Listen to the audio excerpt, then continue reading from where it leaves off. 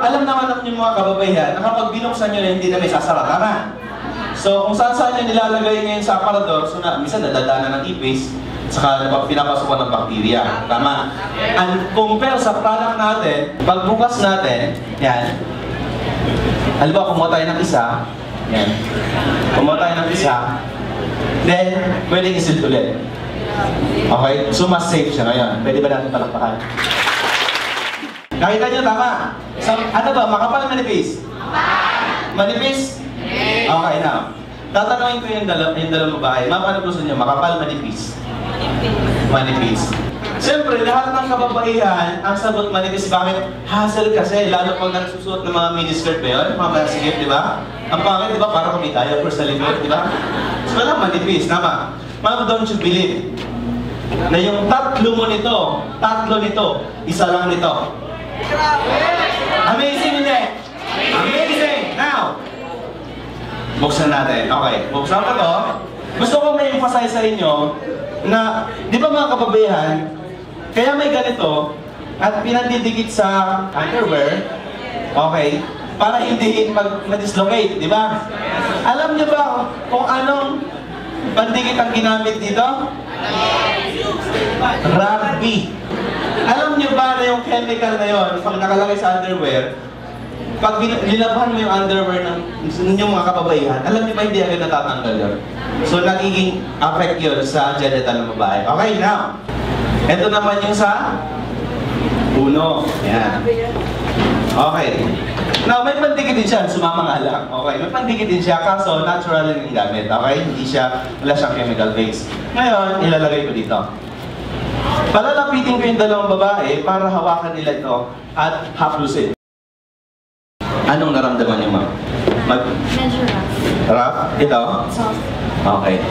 Kukuha ako ng dalawang tubig na may kulay. Kukuha ako ngayon ng 50 ml sa water, no? Bakit 50 ml? Kasi sa pangalawang araw nyo, yung kalakasan. At yung maximum blood na nilalabas ng mga kababayan sa pangalawang araw, yun yung maabot ng 50 ml. Okay na. Ilalagay ko ngayon ito sa ginagamit nila. Okay, yan. Okay? Ngayon, hindi naman biglang may lalabas yung 50 ml, di ba? Dahan-dahan yun.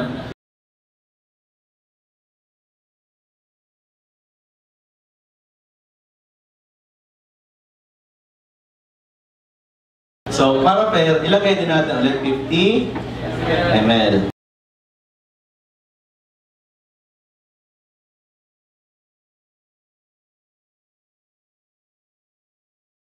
Alam niyo ba na based sa survey, because according to World Health Organization, dahil sa survey na 10 kababaihan ang namamatay daily because of cervical cancer. Pag ni-research niyo po sa internet, dahil po yun sa sanitary napkin. Makikita niyo po sa layer by layer, isa-isahin ko po yan. Makikita niyo po dyan, at pagdidirihan niyo, pag nalaman niyo kung saan galing yung mga dati niyo ginagamit. Kukuha ako ngayon ng tissue. Okay? Para saan yung tissue? Para diinan nila. Bakit diinan? O bakit? Kayo bang mga kababayan, pag meron, di ba kayo umuupo? O di ba napipiga yun? Di ba? Di ba ka ingat-ingat eh?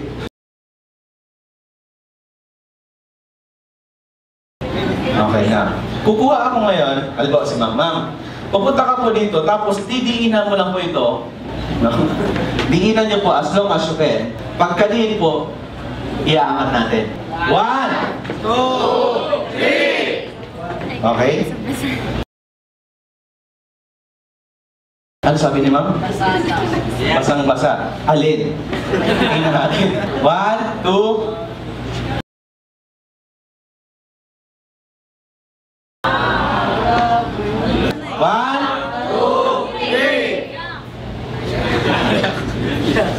Ano ulit? Basa.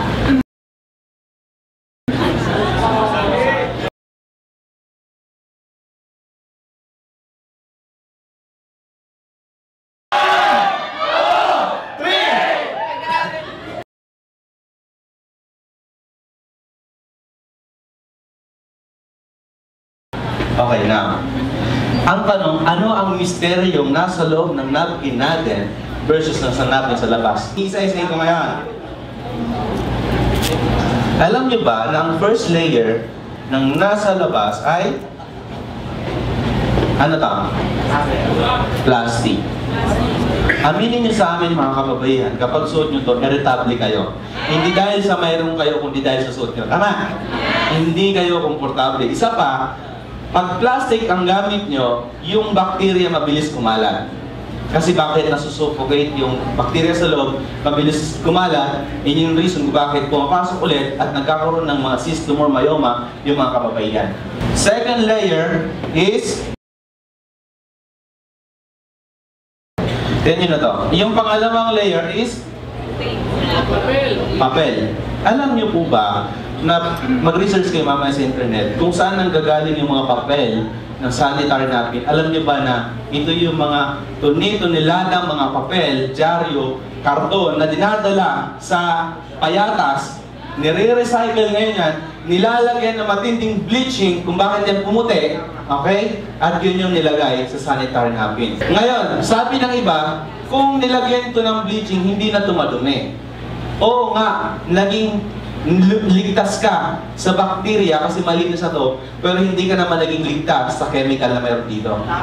Okay? Nung nabasa ito ng blood, na-activate ngayon yung chemical, at pag nagsama yung chemical at yung bacteria sa genital nyo, yun yung reason kung bakit nagkakaroon kayo ng cyst, tumor, or myoma. Para to prove na papel nga yan, pag hinalo natin, ano nangyari? Hindi na absorb, natunaw, nalusaw. Papel nga talaga. Then, the last one layer is another plastic. Ngayon, kung titingnan nyo, yung plastic na to, actual, okay, non-breathable plastic. Pag sinabing natin breathable plastic, yung hangin hindi nakaka-come and go. So that's the reason why suffocate ngayon yung bacteria sa genital ng mga kababayan. Kaya ngayon, alam namin kung mayroon ka o wala. Kasi bakit? Nangangamoy. Okay, now, yung sa uno naman yun, yung ating eye care. Okay. Alam nyo ba, kahit sobrang nipis lang nun, ay meron siyang 8 layers. At lahat yun, high-tech. First layer. Okay. Ito po yung first layer niya. Para ma-prove natin, mamahawakan nyo po. Anong pakiramdam? Sir. Soft, di ba? Mga kababaihan, pag ito ang suot-suot nyo, hindi siya plastic, soft siya, di ba? Ano mararamdaman nyo? Di ba? Komportable. So ngayon pa lang, magiging komportable talaga kayo. Then, yung second layer, ito yung wala sa karamihan. The magic. Okay, ito po yung negative ion. Negative ion ang pumapatay ng 99.9% bacteria sa genital nyo. Siyempre dahil nasa napkin yan, so pag ito nabasa, kasi na-activate lang po yung negative ion sa sanitary napkin na to pag nabasa. So pag nabasa sa blood, ma-activate na yung negative ion. At isa pa, kung ikaw po ay may dysmenorrhea, okay, yung mga delay, hindi dahil buntis, kundi talagang delay, tama? So ito po yung makakatulong, especially yung mga may myoma. Okay, wag po kayong magugulat kung after 30 days nyo po itong ginagamit. Kasi mayroon po tayong panty liner na may ganito. Kung after 30 days or more than pa, or baka nga 3 weeks lang or 2 weeks lang, lumabas yung myoma nyo is because dahil po dito. So makakaligtas na po at makakaiwas na po kayo sa operation. Kaya kung mayroon ka ngayon, as soon as possible, gamitin mo ito. Makakatulong po. It is proven and tested. Pag nakita nyo sa internet, proven and tested na marami na po itong napagaling. Pwede po naman. Okay. Yung pangatlo natin ay eto. Pumunit na lang ako ng isa.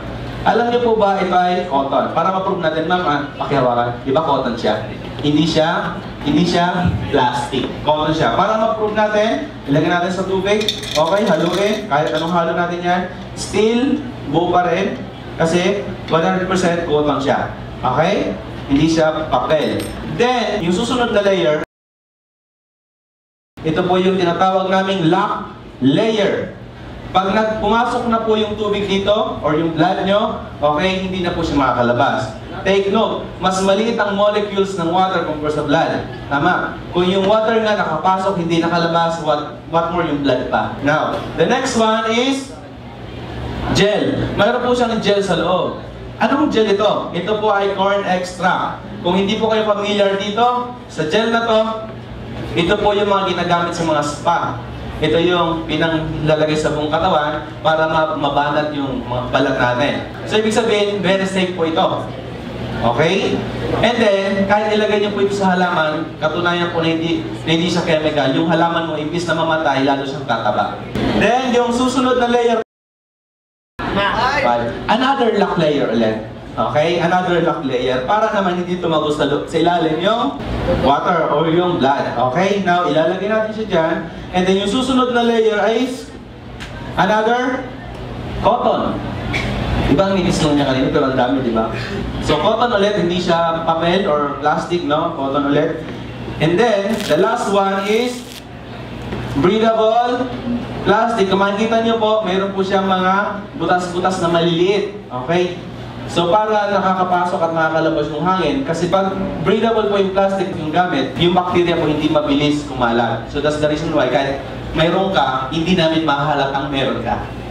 Ano ba ang ibang benefits ng negative ion na to? Alam niyo po ba, ito po ay nag-i-increase ng 15% energy sa katawan ng tao. 15%. Ang mga kababaihan po, kapag mayroon yan, matamlay yan. Tama? Walang ganang lumakad-lakad, walang ganang gumala, tama? Kasi mayroon sila na parang matamlay, mahina. Pero pag gamit-gamit po nila itong eye care, dahil po sa negative ion na to, kahit mayroon sila, still, kung ano yung energy nila, ganun pa rin. Okay lang ba yan? Pwede po bang palakpakan yung product natin? And maraming salamat po sa inyong tatlo. Maraming salamat po. Sana sa mga kababaihan ng mga nandito, maintindihan nyo. At sana mapalitan nyo na yung product na ginagamit nyo.